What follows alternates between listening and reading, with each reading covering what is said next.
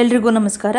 ಗುರು ಶಂಕರಾಚಾರ್ಯರ ಜೀವನ ಚರಿತ್ರೆ ಕುರಿತಾಗಿ ಮುಂದಿನ ಭಾಗವನ್ನು ನೋಡೋಣ. ಮತ್ತೆ ಎಲ್ಲರೂ ಮರಳಿ ಶೃಂಗಗಿರಿಗೆ ಬರ್ತಾರೆ. ಆ ಹೊತ್ತಿಗೆ ತಾಯಿ ಭಾರತಿಯನ್ನು ಅಲ್ಲಿಗೆ ಕರೆಸ್ಕೊಂಡಿರ್ತಾರೆ. ಅಲ್ಲಿಯೇ ಗುಹೆಯನ್ನು ಮಾಡಿ ವ್ಯವಸ್ಥೆ ಮಾಡಿರ್ತಾರೆ ಅವರಿಗೆ. ಆದರೆ ಕೊನೆವರೆಗೂ ಅಂತರ್ಮುಖಿಯಾಗಿ ಉಳಿದುಕೊಬಿಡ್ತಾರೆ ಭಾರತಿ. ಆಚಾರ್ಯರು ಕುಳಿತು ವಿಚಾರ ಮಾಡ್ತಾರೆ. ಭರತ ಖಂಡ ರಾಜಕೀಯವಾಗಿ ಛಿದ್ರವಾಗಿ ಹೋಗಿದ್ರೂ ಕೂಡ ಧಾರ್ಮಿಕವಾಗಿ ಒಂದು ರಾಷ್ಟ್ರ ಎಂದು ತೋರಿಸಬೇಕು. ಭರತಖಂಡದ ಏಕತ್ವತೆಯನ್ನು ಸಾರುವುದಕ್ಕೆ ದೇಶದ 4 ಭಾಗಗಳಲ್ಲಿ ಅಮ್ನಾಯ ಪೀಠಗಳನ್ನು ಸ್ಥಾಪಿಸಬೇಕು ಅಂತ ಯೋಚನೆ ಮಾಡ್ತಾರೆ.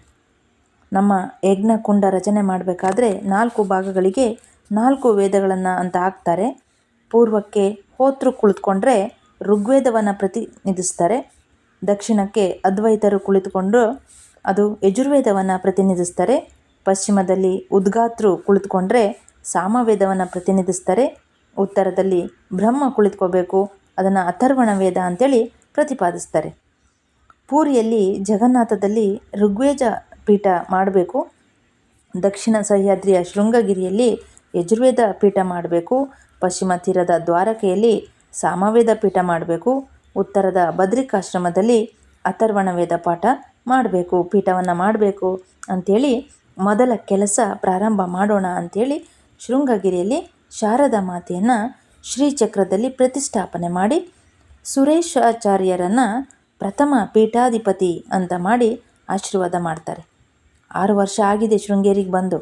ಇಲ್ಲಿಂದ ಪ್ರಮುಖ ಶಿಷ್ಯರನ್ನು ಕರೆದುಕೊಂಡು ದಿಗ್ವಿಜಯ ಯಾತ್ರೆಗೆ ಹೊರಡುವಾಗ ತಾಯಿ ಭಾರತಿಯನ್ನು ಕೇಳ್ತಾರಂತೆ, ನಾನು ಹೋಗ್ಲಾ ಅಂತೇಳಿ. ಆಗ ತಾಯಿ ಹೇಳ್ತಾರೆ, ಕಾಶ್ಮೀರಕ್ಕೆ ಹೋಗಿ ಅಲ್ಲಿರುವ ಶಾರದಾ ಪೀಠದ ಸರ್ವಜ್ಞ ಸಿಂಹಾಸನದ ಪೀಠವನ್ನು ಅಲಂಕರಿಸಬೇಕು ನೀವು ಅಂತೇಳಿ ತಾಯಿ ಭಾರತಿ ಆಶೀರ್ವಾದ ಮಾಡ್ತಾರಂತೆ.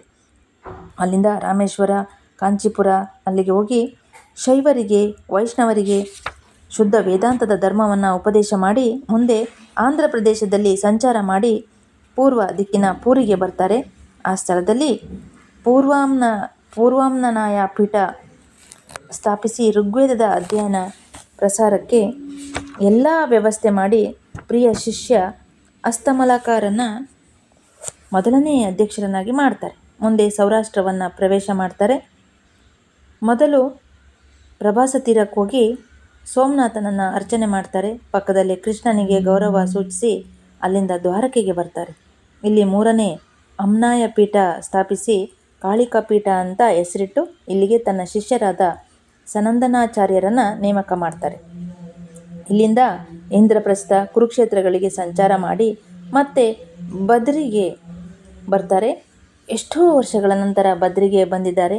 ಅಲ್ಲಿದ್ದ ಬ್ರಹ್ಮಗುಪ್ತನಿಗೆ, ನಾರಾಯಣಿಗೆ ಏನೋ ಒಂದು ರೀತಿ ಸ್ವರ್ಗ ಸಿಕ್ಕಂಗಾಗುತ್ತೆ. ಮತ್ತೆ ವ್ಯಾಸ ಗುಹೆಗೆ ಕರೆದುಕೊಂಡು ಹೋಗ್ತಾರೆ.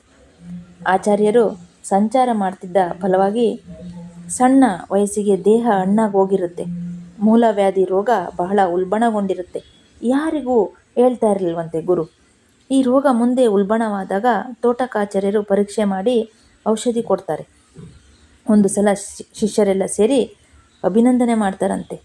ಯಾಕಪ್ಪ ಇವತ್ತು ಅಂತ ಆಚಾರ್ಯರು ಕೇಳಿದಾಗ, ಆಚಾರ್ಯರು ಇವತ್ತು ನಿಮಗೆ 31 ತುಂಬಿ 32 ವರ್ಷ ಆಯಿತು ಅಂತ ಹೇಳಿದಾಗ, 32 ಆಯಿತು ಅಂಥೇಳಿ 2 ದಿನ ನಂತರ ಬದ್ರಿಕಾಶ್ರಮದಲ್ಲಿ ಚತುರ್ಥಾಮ್ನಾಯ ಪೀಠವನ್ನು ಸ್ಥಾಪಿಸಿ ಆಪ್ತ ಶಿಷ್ಯರಾದಂತಹ ತೋಟಕಾಚಾರ್ಯರನ್ನು ಅಲ್ಲಿಗೆ ನೇಮಕ ಮಾಡ್ತಾರೆ. ಹೀಗೆ 4 ದಿಕ್ಕಿನಲ್ಲಿ 4 ವೇದಗಳ ಪ್ರಸಾರವನ್ನು ಮಾಡ್ತಾರೆ.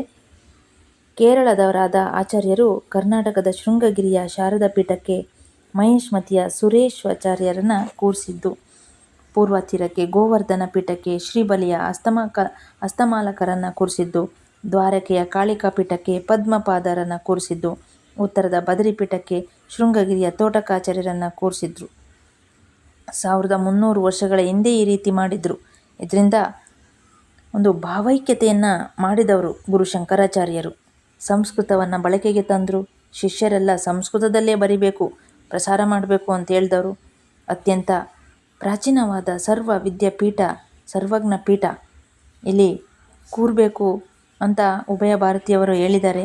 4 ದಿಕ್ಕುಗಳಿಂದ ಪಂಡಿತರು ಬಂದಿರುತ್ತಾರೆ ಅಲ್ಲಿಗೆ, ಕಾಶಿಗೆ. ಇಲ್ಲಿಗೆ ಬಂದು ಇದು ಕಾಶ್ಮೀರ ಕೇಂದ್ರ ಸ್ಥಾನವಾಗಿರುತ್ತೆ. ಭಾರತೀಯ ಸಂಸ್ಕೃತಿಗೆ ಒಂದು ಕಾಶ್ಮೀರದ ವಿದ್ಯಾಪೀಠ ಕರಿತಾ ಇತ್ತು. ಇಲ್ಲಿ ಶಾರದಿ ಎಂಬ ಗ್ರಾಮ ಇಲ್ಲಿ ದೇವಸ್ಥಾನದಲ್ಲಿ ಏನೋ ಶಾಸ್ತ್ರ ನಡೀತಾ ಇತ್ತು.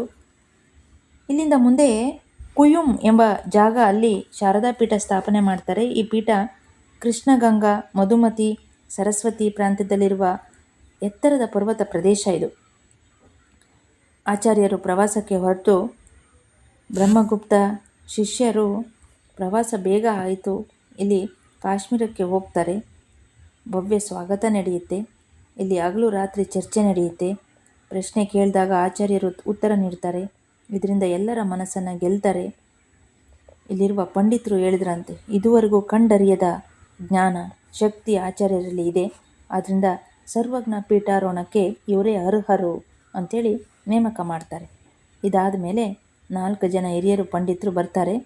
ಪದ್ಮಪಾದರಿಗೆ ಕೇಳ್ತಾರಂತೆ, ಆಚಾರ್ಯರು ಸರ್ವಮಾನ್ಯರು ಎಂಬ ಅನುಮಾನ ಇಲ್ಲ ನಮಗೆ, ವಿದ್ವಾಂಸರು. ಆದರೆ ಸರ್ವಜ್ಞ ಪೀಠವನ್ನು ಏರಬೇಕಲ್ಲ, ಇವರು ನಿಜವಾಗ್ಲೂ ಪರಿಶುದ್ಧರಾಗಿರಬೇಕು. ಆದರೆ ಇವರು ಪರಿಶುದ್ಧರಾಗಿದ್ದಾರಾ ಅಂಥೇಳಿ ಒಂದು ಸಂಶಯ ಬಂದ್ಬಿಡುತ್ತೆ ಇವರಿಗೆ. ಆ ಪ್ರಶ್ನೆ ಏಕೆ ಬಂತು ಅಂತ ಕೇಳಿದಾಗ, ನಾವು ಕೇಳಿದ್ದೇವೆ ಆಚಾರ್ಯರು ಕಾಮಶಾಸ್ತ್ರ ಅಧ್ಯಯನ ಮಾಡ್ತಿದ್ದಾಗ ಒಬ್ಬ ರಾಜನ ಶರೀರದಲ್ಲಿ ಸೇರಿಕೊಂಡು ಅಧ್ಯಯನ ಮಾಡ್ತಾರೆ ಅಂತ. ಅಂತಃಪುರದಲ್ಲಿ ಸ್ತ್ರೀಯರ ಜೊತೆಗಿರಬೇಕು, ಹಾಗಾಗಿ ಪರಿಶುದ್ಧರು ಹೇಗೆ ಆಗ್ತಾರೆ? ಅದಕ್ಕೆ ಪದ್ಮಪಾದರು ಹೇಳ್ತಾರೆ, ಆಚಾರ್ಯರು ಧರಿಸಿರುವ ದೇಹ ಅತ್ಯಂತ ಪರಿಶುದ್ಧವೇ, ಅದನ್ನು ನಾವೇ ಕಾಪಾಡಿಕೊಂಡಿದ್ದೇವೆ ಗುಹೆಯಲ್ಲಿ. ಅವರು ತನ್ನ ಆತ್ಮಶಕ್ತಿಯಿಂದ ದೇಹ ಸೇರಿಕೊಂಡಿದ್ರು, ಕಾರಣದಿಂದ ಸೇರಿಕೊಂಡಿದ್ರು, ಅಧ್ಯಯನ ಮಾಡಿದ್ರು. ಆದರೆ ಆ ದೇಹದಲ್ಲಿ ಸನ್ಯಾಸಿಯಾಗೇ ಇದ್ದರು. ಹಾಗೆಯೇ ಅಸಂಗರಾಗಿ ಉಳಿದಿರುವುದರಿಂದ ಅವರು ದೈಹಿಕವಾಗಿ ಮತ್ತು ಅಂತರಂಗವಾಗಿ ಪರಿಶುದ್ಧರೇ. ಮುಂದೆ ಪೀಠಾರೋಹಣ ಆಗುವಂತಹ ದೃಶ್ಯ, ಪಂಚವಾದ್ಯಗಳ ಮಂಗಳ ಧ್ವನಿಯಲ್ಲಿ ಮೆರವಣಿಗೆ ಹೊರಡುತ್ತೆ. ತೋರಣಗಳು, ಧ್ವಜಗಳು, ಬ್ರಹ್ಮಚಾರ್ಯರುಗಳ ಒಂದು ದಂಡೆ ಅಲ್ಲಿ ವಿರಾಜಿಸುತ್ತೆ. ವಿದ್ವಾಂಸರುಗಳು, ಶಿಷ್ಯರು, ಪಂಡಿತರು ಆಚಾರ್ಯರ ಬಳಿ ಪರಮೇಶ್ವರರ ಇದ್ದಾರೆ. ಅಲ್ಲಿಂದ ಮೆರವಣಿಗೆ ಹೊರಟು ದಕ್ಷಿಣದಿಂದ ಮೆಟ್ಟಿಲು ಹತ್ತುತ್ತಾರೆ. ಉಳಿದ ಶಿಷ್ಯರು ಬೇರೆ ಕಡೆಯಿಂದ ಬರ್ತಾರೆ. ಹರ ಹರ ಮಹಾದೇವ್, ಜೈ ಗುರುಶಂಕರ ಅಂತಕ್ಕಂಥ ಘೋಷಗಳು ಆಕಾಶವನ್ನು ತುಂಬುತ್ತವೆ.